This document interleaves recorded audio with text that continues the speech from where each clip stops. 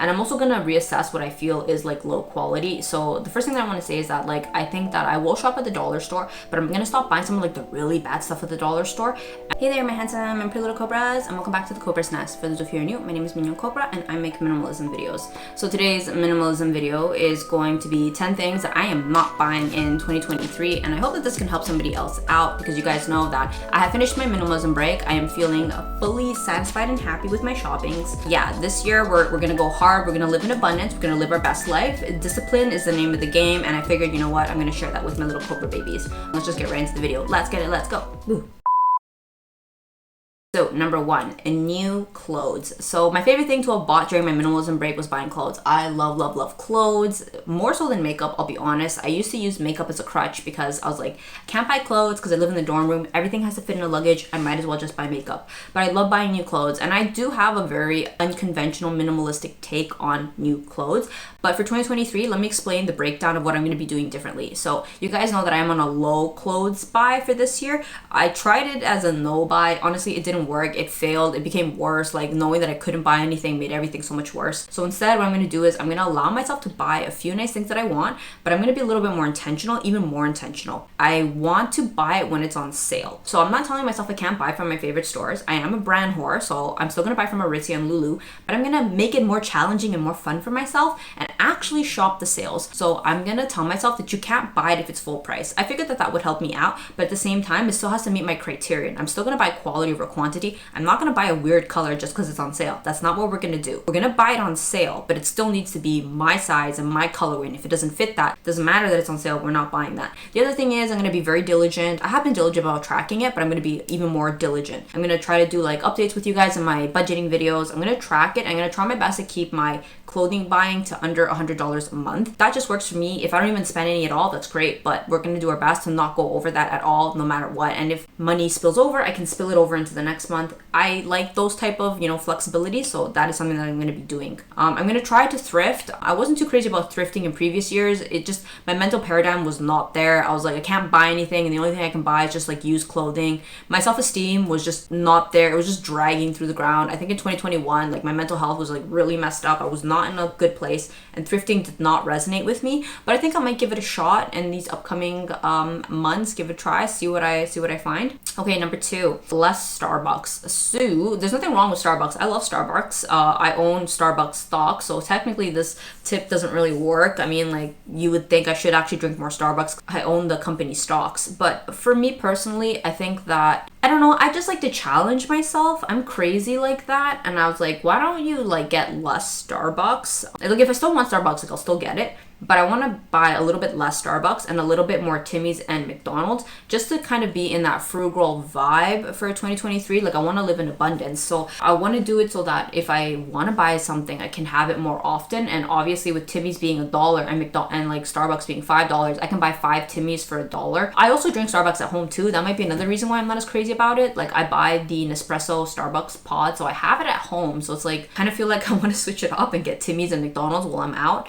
So I also want to make it more glamour. Warren Buffett, he loves McDonald's. So I'm like, if Warren Buffett, one of the richer investors, is shopping at McDonald's, let's do that too. Let us follow examples of people who have been successful. So that's something that I'm going to be doing. Okay, so in number 3, another thing that I'm not going to be buying a lot of is I'm going to buy less snacks and less ice cream. Kind of had a bit more cavities this year just because I've been like snacking more on like unhealthy treats in my like gluten-free diet. I've kind of given myself the excuse to buy a lot more snacks and junk and stuff. So since I've recently just cut out gluten from my diet, and like my diet has definitely cleaned up, I want to keep that vibe going. So I'm gonna buy less snacks, and I think less ice cream. Ice cream for me is like, everybody has like their thing. Ice cream, I love eating ice cream, so I'm gonna either like reduce the intake that I have it, or not have it every time that I shop.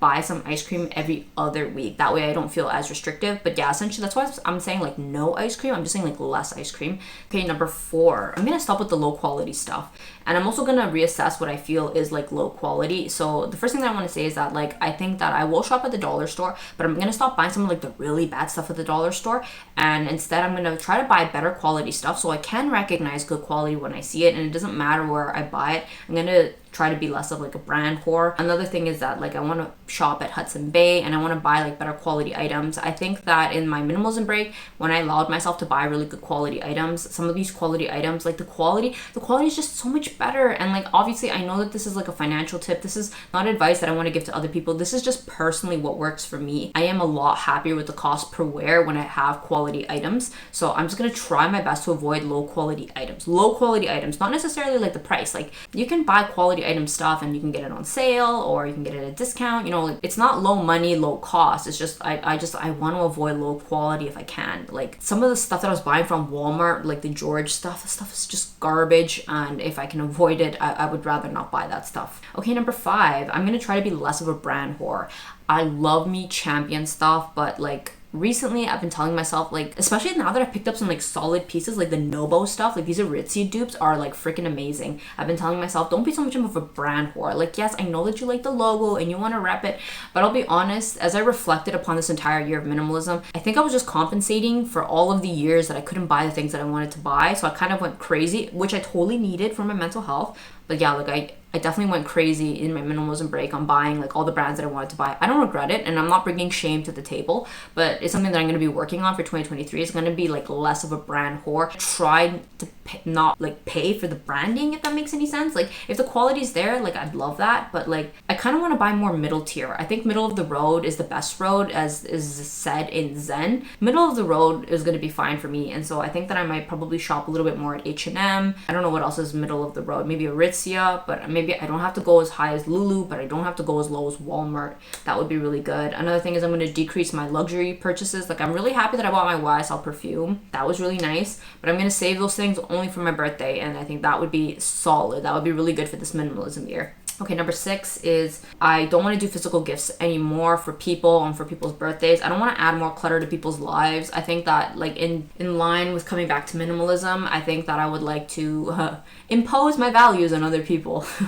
I want to get them gift cards, and I want to pay for activities and experiences. So like for Christmas, that's what I did. I treated my mom to Christmas dinner. I feel like that would probably be like the best thing to do. I don't want to be giving people things. Like honestly, it's like that's the other thing. Just look on a practical level. Like getting people physical gifts is sometimes kind of like you don't really know their taste. They may not necessarily love it. So I figured if we could have like a shared experience, I think that would be a good use of my money, and I think it's very, you know, minimalistic and stoic. The only exception just being Will, because I know him so well, because like he's my man, so it's different.